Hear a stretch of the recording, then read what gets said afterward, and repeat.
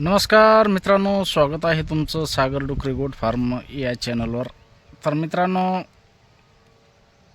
एका मित्राची कमेंट होती कालच्या व्हिडिओला, जे आपण उस्मानाबादी शेळ्यांचा व्हिडिओ टाकला होता. समजा महाराष्ट्रामध्ये सगळ्यात नंबर एक जर म्हणलं तर उस्मानाबादी आहे. तर याच्यावरती आपण व्हिडिओ बनवला होता आणि त्याला चांगला रिस्पॉन्स दिला. तुम्ही बघताय चांगलं, पण अजूक चांगला जर रिस्पॉन्स दिला तर भरपूर काही तुमचे आभार मानले जातील. तर मित्रांनो, त्याच्यामध्ये एक कमेंट होती, दादा मला उस्मानाबादी शेळ्या घ्यायच्या आहे, तुमचं गाव कोणतं आहे? तर गाव मी 2-3 वेळेस सांगितलं, जालना जिल्ह्यामध्ये माझं गाव आहे. तर डुकरे पिंपरी माझं गाव आहे मित्रांनो.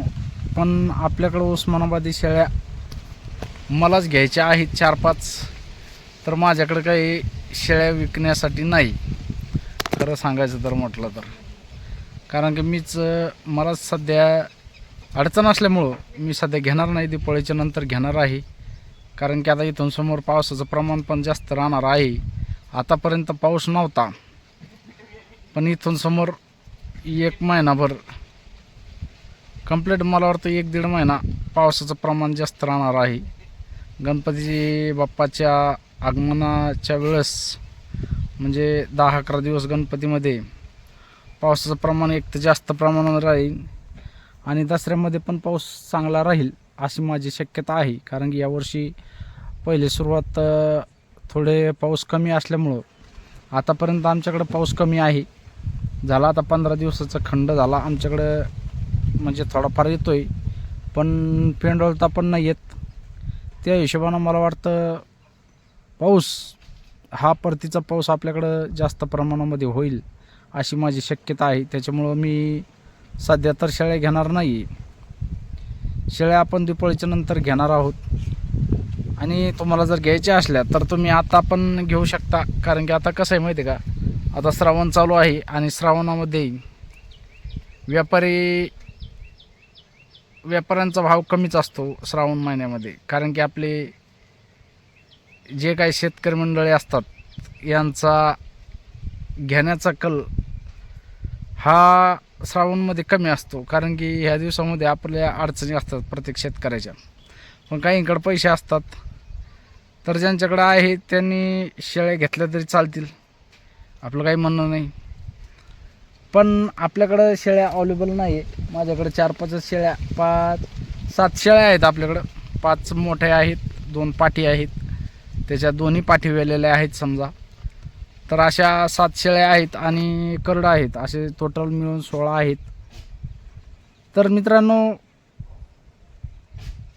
खरं तर तुम्ही जर नवीन असाल तर शेळ्या दिवाळीच्या नंतर घेतलेल्या चांगल्या. तुम्हाला जर नवीन शेळी पालन करायचं असेल तर दिवाळीच्या नंतर शेळ्या घेतलेल्या चांगल्या, तुमच्या फायद्यासाठी सांगतोय. आता तुम्ही माझं कसं, तर मित्रांनो आता सध्या पावसाळ्याची दिवस आहेत. पावसाळ्यामध्ये शेळ्यांना बिमार पडण्याची शक्यता जास्त प्रमाणामध्ये असते, हे तुम्हाला सांगतो मी. कारण की एक शेतकरी आहे आणि शेळी पालक आहे.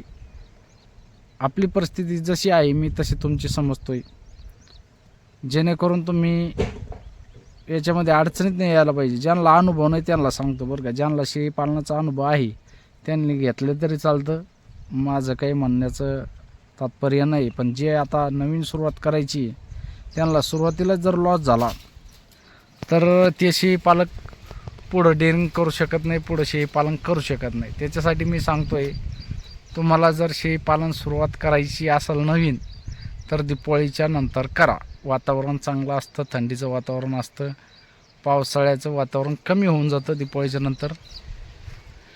त्या वातावरणामध्ये आपल्या शेळ्या उस्मानाबादी असल्या जरी, आता उस्मानाबादी तुम्ही मला सांग, कालच व्हिडिओ टाकला तुम्ही, तसं नसतं बरं का.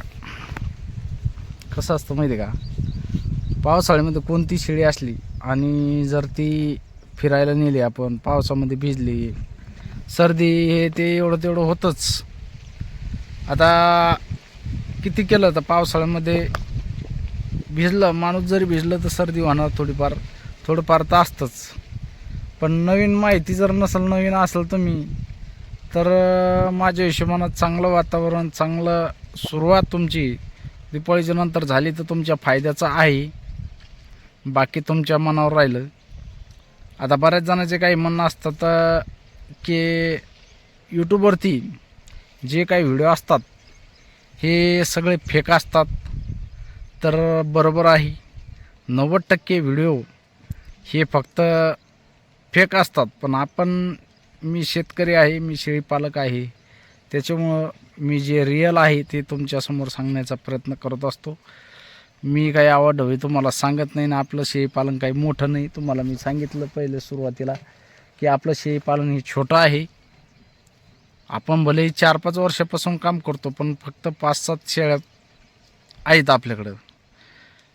तसा फारसा आपल्याला जास्त अनुभव नाही, पण थोडा आहे तुमच्यासोबत शेअर करण्याचा मी प्रयत्न करत असतो.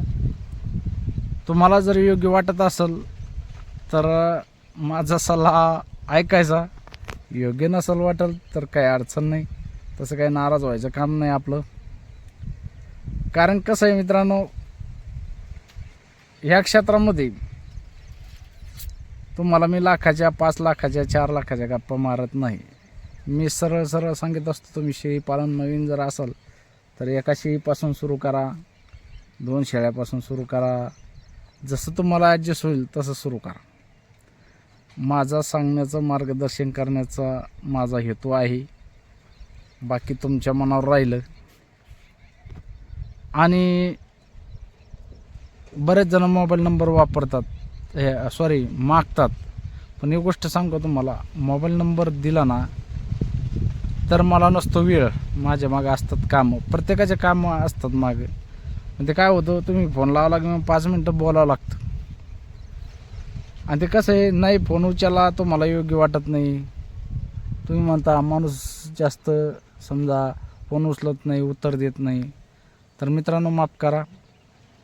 तुम्हाला जर काही प्रश्न विचारायचे असले तुम्ही कमेंटमध्ये नक्की विचारू शकता, काही अडचण नाही. पण मोबाईल नंबर जर दिला तर खूप परेशानी होती राव, काय सांगायचं तुम्हाला. कामं धंदे सोडून परत तुम्हाला नाही, जर मला माझा कसा स्वभाव आहे, मला जर फोन कोणाचा आला तर मला 2 शब्द तरी बोलावं वाटतात. पण कामं असतात, काम सोडून एखादा दिवस लाईव्ह चालू असला तर लाईव्हमध्ये फोन कट करता येत नाही, फोन बोलता येत नाही फोनवर, म्हणजे अडचणी येतात, डिस्टर्ब होतं. त्याच्यामुळं मला वाटतं होतं तुम्ही कॉल करणं कमी करा. जास्त काही कोणाचे कॉल येत नाही, पण एक अर्धा जरी आला तर आकर्षवेटी. त्याच्यामुळं मी मित्रांनो मोबाईल नंबर देत नाही.